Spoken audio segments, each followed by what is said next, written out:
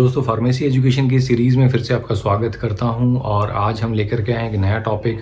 इस वीडियो में डिस्कस करेंगे हम ये टॉपिक के बारे में डिटेल में। Each and every things will be get cleared and आप इस टॉपिक को बार बार देखेंगे तो आपको ये रिवाइज हो जाएगा, क्योंकि ऑडियो विजुअल प्रैक्टिस से आप ज़्यादा जल्दी ग्रैब करते हैं अपने माइंड में किसी भी कंटेंट को, किसी भी टॉपिक को, और कितना ही मुश्किल वो टॉपिक हो आपको रिवाइज करने में इजी रहता है और एग्जाम्स में आप ज़्यादा क्वेश्चंस क्रैक कर पाते हैं। ऐसे में आप स्कोर करते हैं ज़्यादा बेटर। तो चलिए स्टार्ट करते हैं आज की इस वीडियो को। So now you have seen, we have studied about physical evaluation in which physical constant is measured. Okay, physical constant हर एक ड्रग का डिफरेंट होता है and every drug have a different physical constant, like उसमें moisture content different होता है। और जैसे हम फर्स्ट एग्जांपल ले लेते हैं मॉइस्चर कंटेंट का। मॉइस्चर कंटेंट में डिजिटलिस एक एग्जांपल हमने लिया है। फर्स्ट ऑफ मॉइस्चर कंटेंट क्या होता है, उसके अंदर प्रेजेंट कितने वाटर मॉलिक्यूल्स हैं। ओके, वाटर मॉलिक्यूल्स अगर ज़्यादा होता है किसी भी ड्रग में सो वो उसको डैमेज कर सकता है उसके एक्टिव कॉन्स्टिट्यूएंट्स को। So active constituent means those constituent which determines the therapeutic effect of the particular drug. Okay, so किसी भी ड्रग का थेरापेटिक इफेक्ट जो प्रोड्यूस करता है वो उसके एक्टिव कॉन्स्टिट्यूएंट से ही प्रेजेंट होता है। एक्टिव कॉन्स्टिट्यूएंट से ही वो थेरापेटिक इफेक्ट हमें मिलता है। ओके, लेकिन यहाँ पे मॉइस्चर कंटेंट अगर कम होता है तो भी उसका जो है थेरापेटिक इफेक्ट यानी कि एक्टिव कॉन्स्टिट्यूएंट कम या ज़्यादा हो सकता है। और मॉइस्चर कंटेंट ज़्यादा होता है, ज़्यादातर अगर यहाँ पे मॉइस्चर कंटेंट किसी भी ड्रग का ज़्यादा होता है यानी कि उसके अंदर प्रेजेंट वाटर मॉलिक्यूल्स ज़्यादा होते हैं तो वो उसके एक्टिव कॉन्स्टिट्यूएंट को इम्पैक्ट कर सकता है और एक्टिव कॉन्स्टिट्यूएंट की वैल्यू डिफर हो सकती है। यहाँ पे अगर मैं एग्जांपल बताऊँ आपको, डिजिटलिस एक हमने एग्जांपल लिया है जिसका moisture content should be lesser than 5%। Similarly starch के केस में moisture content should be less than 15%. This is the standard terms, this is the standard value, sorry, this is the standard values which we are taking as an example here. So digitalis के case में standard value is less than 5%. अगर वो ज़्यादा मिलती है we have to treat it, okay, we have to dry it at certain level at certain temperature so that उसका moisture content should be lesser than 5%. अगर starch के case में है तो उसमें 15% से कम उसका moisture content होना चाहिए, यानी कि water molecule उसके अंदर 15% से कम होना चाहिए। अगर ज़्यादा रहता है तो उसको हम dry करते हैं with the help of oven and different methods. So उस केस में so this is what all about the moisture content. So friends, next is melting point. So what is melting point? Melting point होता है कि कोई भी चीज़ जब solid form से liquid form में convert हो जाती है। melting point होता है कोई भी substance जब solid form से liquid form में convert हो जाता है, solid to liquid, then it is known as, वो जिस भी temperature पे liquid में convert होता है उस temperature को बोला जाता है melting point. So melting point for example, जैसे मैं एग्जाम्पल में बता देता हूँ आपको।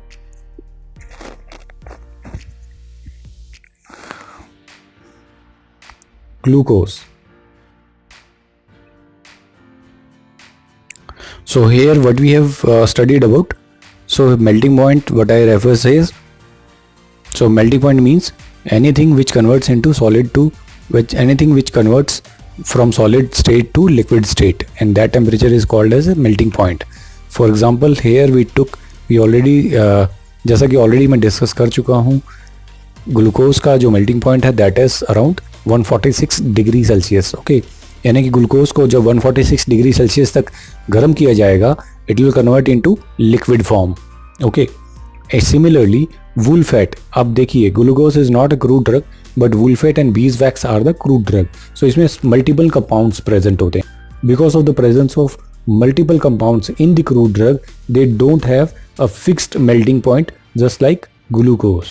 So they have some range of melting point. Okay, because उनमें multiple compounds present होते हैं। So किसी compound का suppose 30 हुआ, किसी का 32 हुआ, किसी का 35 हुआ, किसी का 38 हुआ। So similarly 30 to 40 की range में wool fat convert हो जाता है solid to liquid state में। याद रखना बहुत easy है, wool fat 30 to 40 degree Celsius. और ये नेक्स्ट एग्जांपल मैंने आपके लिए चूज किया है bees wax. So beeswax converts from solid to liquid state at the temperature range of 60 to 65 degree Celsius. Suppose इसमें पैराफिन वैक्स मिलाया हुआ है, ओके, मिलावट की हुई है। सो ये 60 to 65 डिग्री सेल्सियस पे मेल्ट नहीं होगा। Okay, understood.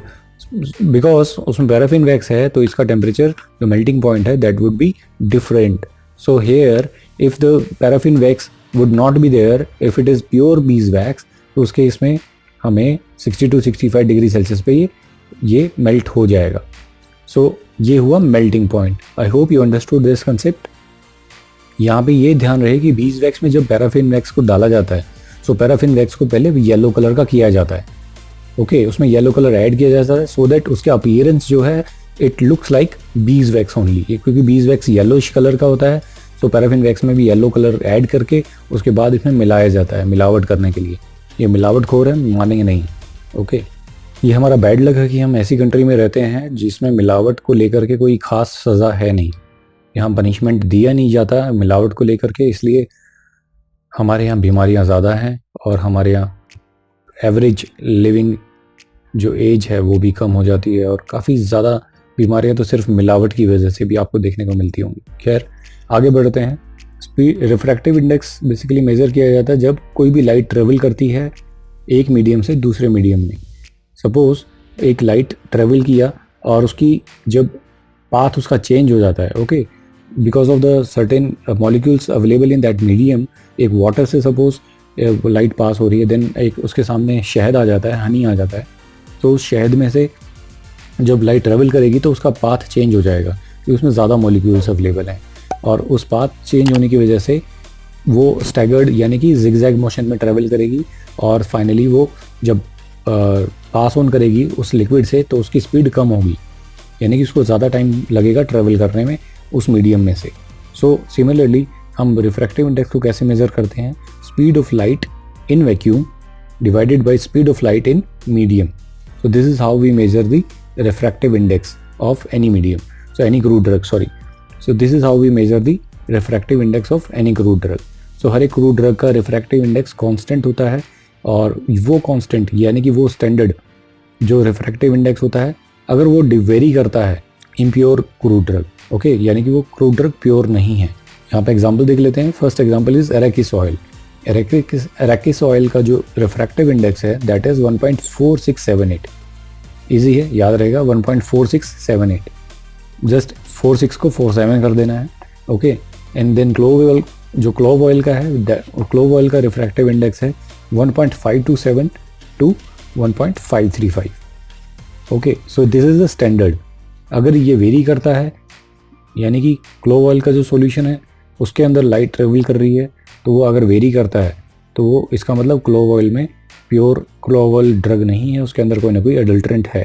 And this refractive index is measured by N equipment. उस इक्विपमेंट का नाम है रिफ्रैक्टिव फोटोमीटर. ओके, तो जिसमें से लाइट ट्रेवल करती है और वो अल्ट्रा वायलेट बेस्ड होता है तो उसका पूरा नाम बोल देते हैं यूवी स्पेक्ट्रोफोटोमीटर. सो फ्रेंड्स, नेक्स्ट हमारा है optical rotation. Okay, optical rotation is done with the help of polarimeter. So optical rotation में क्या होता है, जब लाइट पास होती है किसी भी ऑप्टिकली एक्टिव जो सब्सटेंस होते हैं उनके अंदर से पोलराइज्ड लाइट पास होती है. और पोलराइज्ड लाइट जैसे ऑप्टिकली एक्टिव सब्सटेंस ये हैं, क्लोव ऑयल है, कैरावे ऑयल. मैंने 2 एग्जाम्पल यहाँ पे लिए हैं. 2 इज सफिशिएंट, यानी कि 2 example is sufficient to write in the exam.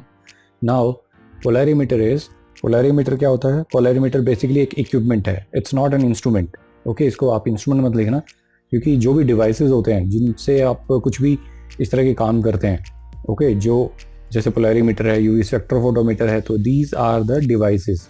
Okay, तो ये मेडिकल इक्विपमेंट होते हैं basically. So these equipments, in case of optical rotation, polarimeter is the equipment which is being used to measure the polarised light. Okay, so देखिए इसमें होता क्या है. Polarimeter is what? Polarimeter की डेफिनेशन एक basically आप ये लिख देना कि एक साइंटिफिक इंस्ट्रूमेंट है जो कि यूज़ होता है to measure the angle of rotation. Okay, angle of rotation यानी कि डेक्स्ट्रो या फिर लीवो, उसके बेसिस पे हम सब्सटेंस को चेक करते हैं कि whether it is an optical active या फिर ऑप्टिकली एक्टिव नहीं है.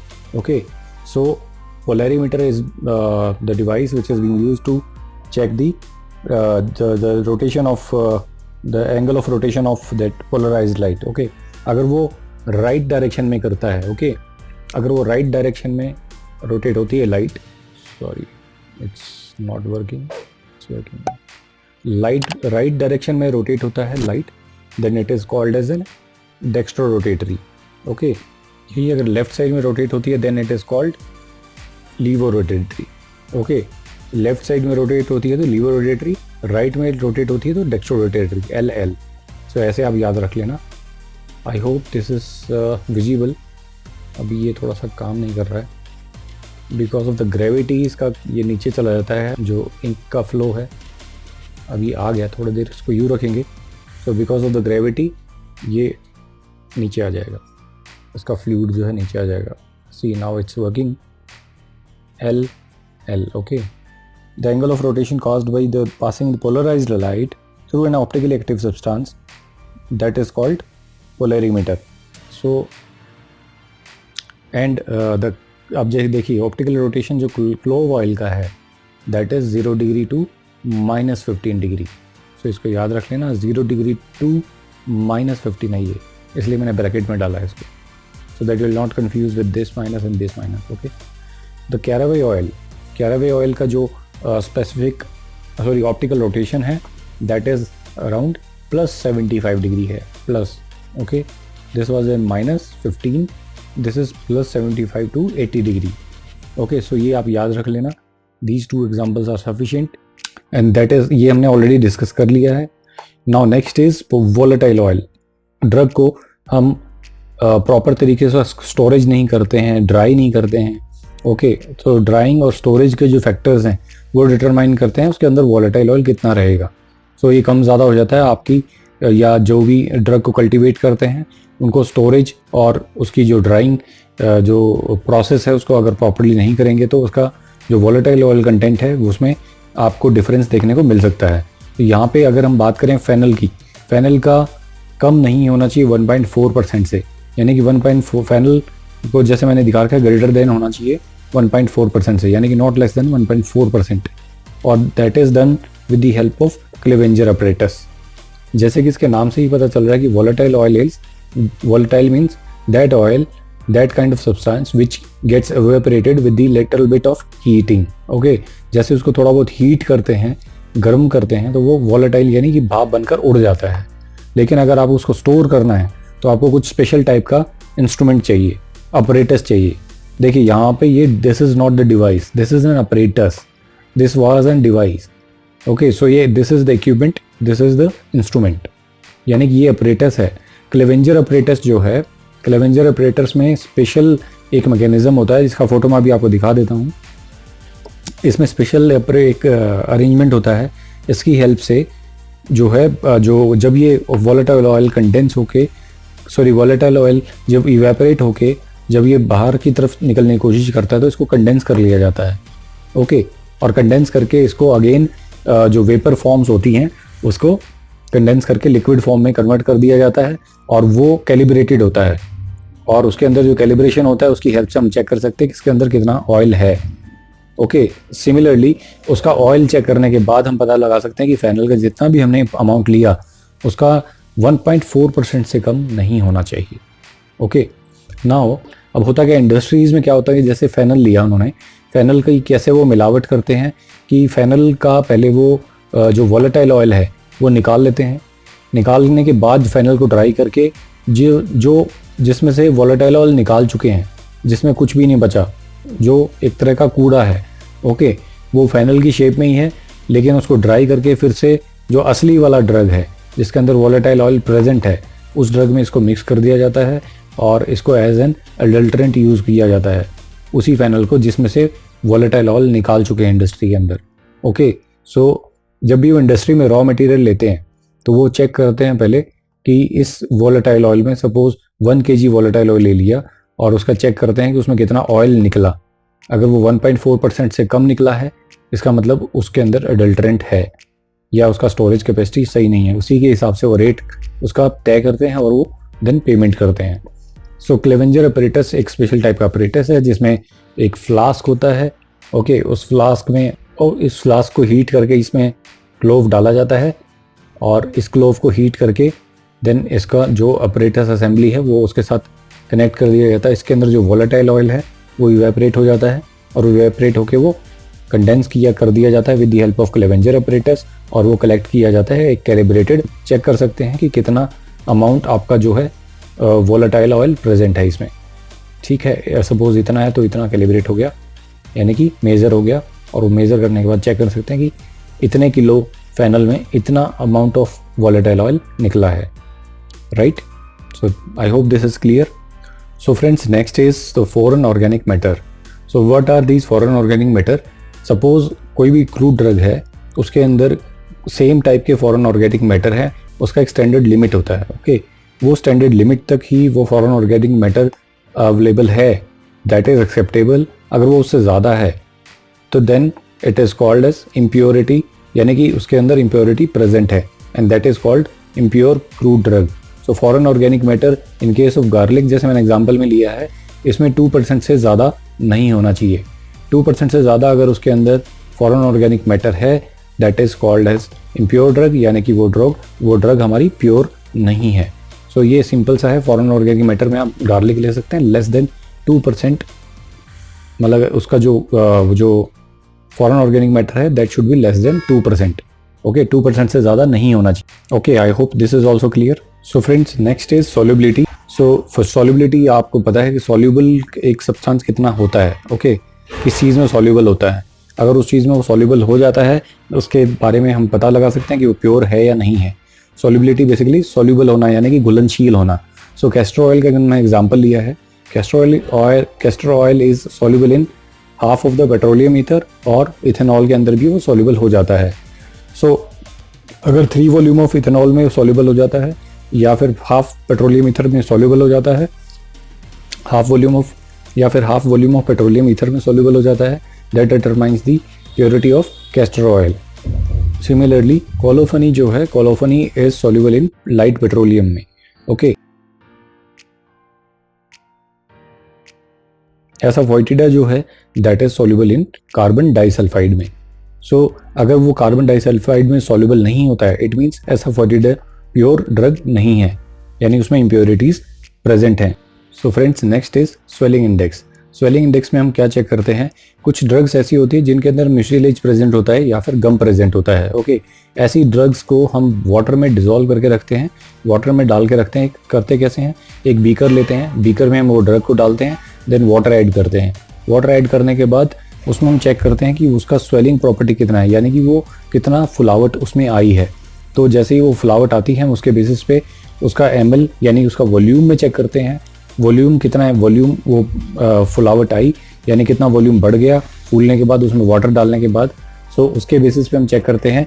यहाँ पे मैंने एग्जांपल में बताया है इस्पागुल्ला, ओके, यानी कि जो इसबगोल होता है, इसबगोल को हम चेक करते हैं उसमें वाटर डालने के बाद। अगर उसके अंदर जो उसका वॉल्यूम इंक्रीज होता है that is lesser than 10 ml, तब उसके अंदर इम्प्योरिटीज़ प्रेजेंट हैं। अगर वो 10 ml से ज़्यादा स्वेलिंग होता है, सपोज इतना है, और वो 10 ml से ज़्यादा स्वेल हुआ, it means that is a better drug, यानी कि उसके अंदर कोई भी इम्प्योरिटीज़ प्रेजेंट नहीं है। यहाँ पे देखिए मैंने लिखा हुआ है it should be greater then 10 ml, और आप भी लिख सकते हैं it should not be less than 10 ml।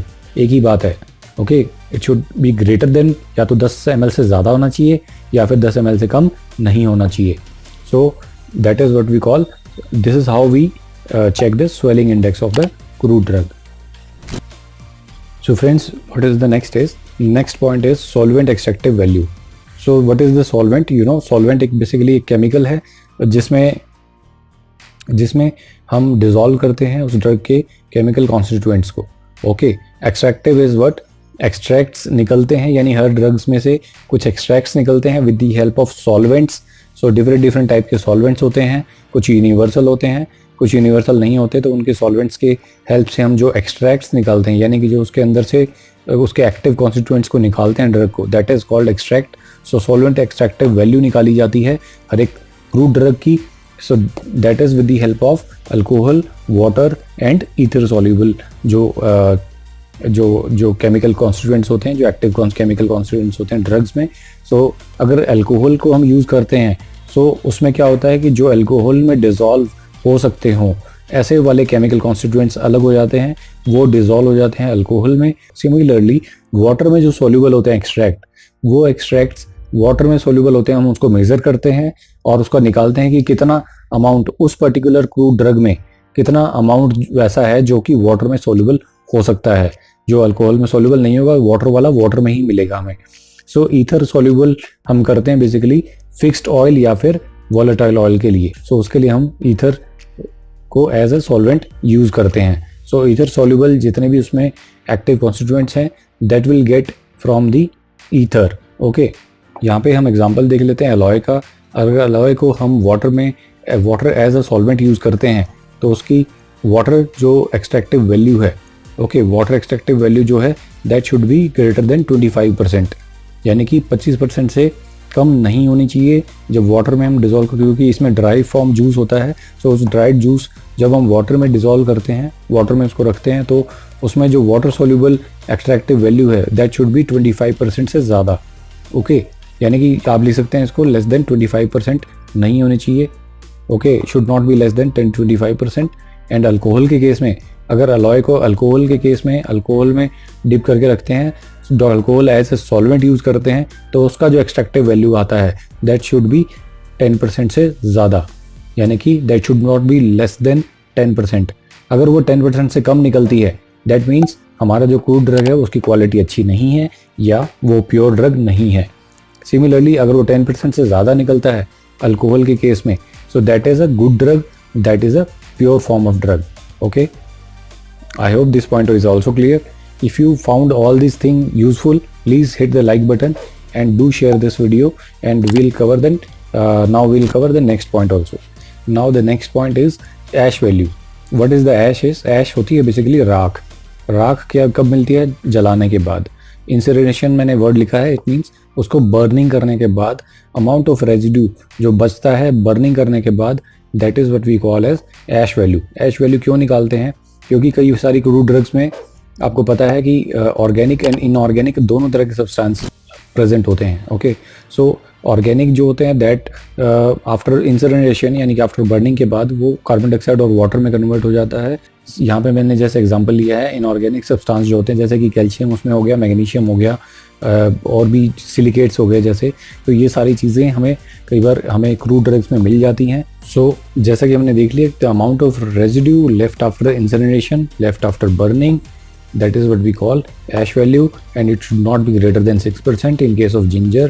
अगर वो 6% से ज़्यादा है तो इट मीन्स उसके अंदर कोई ना कोई इनऑर्गेनिक सब्सटेंस अवेलेबल है, जैसे कि पोटेशियम चाक पाउडर हो गया या कोई और सिलिकेट्स हो गए, तो उसमें वो प्रेजेंट हैं। दैट इज़ व्हाट उसका 6% से ज़्यादा उसका ऐश वैल्यू आ रहा है।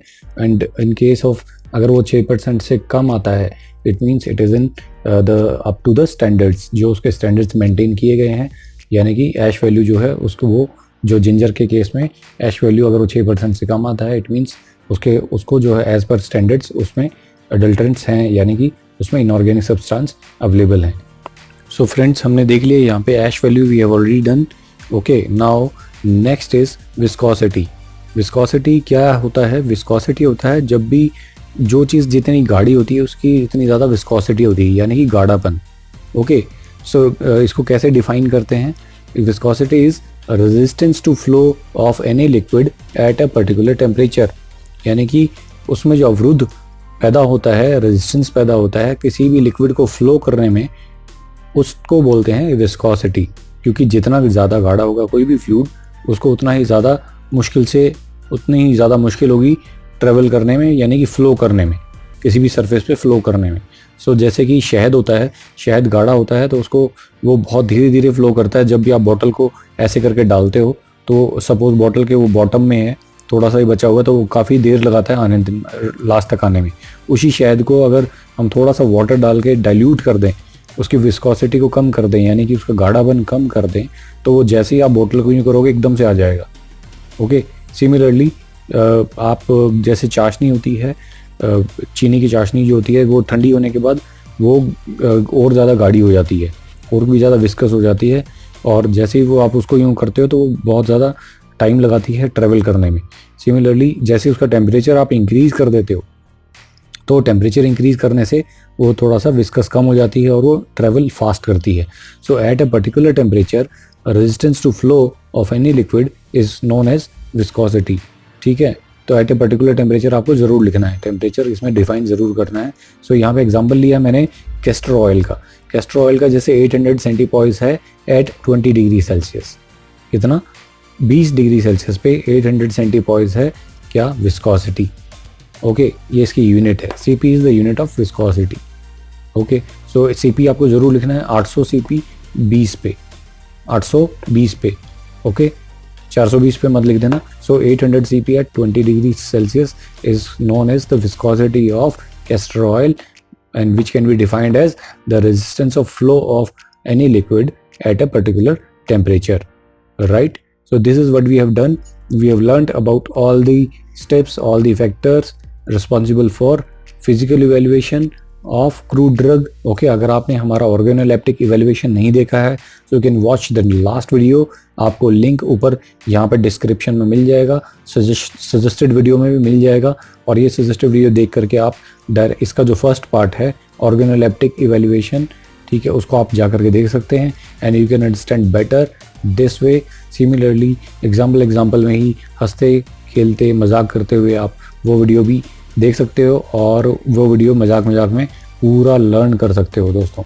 सो अगर आपको ये वीडियो अच्छा लगा तो लाइक बटन दबा देना, ओके, थम्स अप बटन पे क्लिक कर देना, और साथ में हमारे इस वीडियो के नीचे आप कमेंट सेक्शन में बताइएगा कि आपको वीडियो कैसा अच्छा लगा, हमारी पढ़ाने की टेक्निक कैसी अच्छी लगी, हमारी टेक्निक में किसी और तरह का इम्प्रूवमेंट आप चाहते हैं, क्योंकि आप डिफरेंट टीचर से पढ़ते रहते हैं, डिफरेंट वीडियोज़ भी देखते रहते हैं। सो आपकी तरफ से सिर्फ एक हेल्प चाहते हैं। हमने इतना सारे एफर्ट्स किए आपके लिए, आपको सिखाने के लिए, आपकी तरफ से एक छोटा सा एफर्ट्स कि आप बताइए कमेंट सेक्शन में कि आपको इनमें से कौन सा टॉपिक सबसे ज़्यादा अच्छा लगा, और दूसरी चीज़ बताइए किस तरीके से आप और चाहते हैं कि हम इस तरीके से पढ़ना चाहते हैं। That would be a better way to learn more and more efficient way. Okay, so आप हमें कमेंट सेक्शन में बताइए कि किस तरीके से आप पढ़ना चाहते हैं। अगर ये तरीका आपको अच्छा लगता है, सेम तरीका हम फॉलो करेंगे। अगर आपको तरीके में कुछ चेंजेस करने हैं तो हम इसमें कुछ चेंजेस भी कर सकते हैं दोस्तों। सो आई होप कि आपको ये physical and chemical evaluation of crude drug समझ आ गया होगा। कहीं पे कंफ्यूजन है तो आप कमेंट सेक्शन नीचे, इस वीडियो के नीचे कमेंट सेक्शन में कमेंट करके हमें बता सकते हैं, हम तक आपका संदेश पहुंच जाएगा दोस्तों। आप चिट्ठी डालिए, नीचे कमेंट सेक्शन में लिख सकते हैं चिट्ठी, हमें वो चिट्ठी हम तक पहुंच जाएगी, हम उसका जवाब देंगे। अगर आपके पास कोई सजेशन है तो हम सजेशन को फॉलो करेंगे, और अगर आप चाहते हैं प्रेज़ करना तो प्रेज़ जरूर कीजिए। अच्छी वीडियोस को प्रेज़ जरूर करना चाहिए, अच्छे काम को प्रेज़ करना चाहिए, तभी हमें इंस्पिरेशन मिलती है और भी बेहतरीन वीडियो बनाने के लिए, और भी टॉपिक्स को कवर करने के लिए इसी तरीके से। ओके, सो मिलते हैं नेक्स्ट वीडियो में, और उसके साथ हम पढ़ेंगे नेक्स्ट वीडियो में क्या, chemical evaluation of crude drugs. So chemical evaluation of crude drugs आपको पढ़ना है तो इससे नेक्स्ट वीडियो भी आप देख सकते हैं दोस्तों। So thank you friends, I am signing off now. Take care of yourself also. See you in the next video.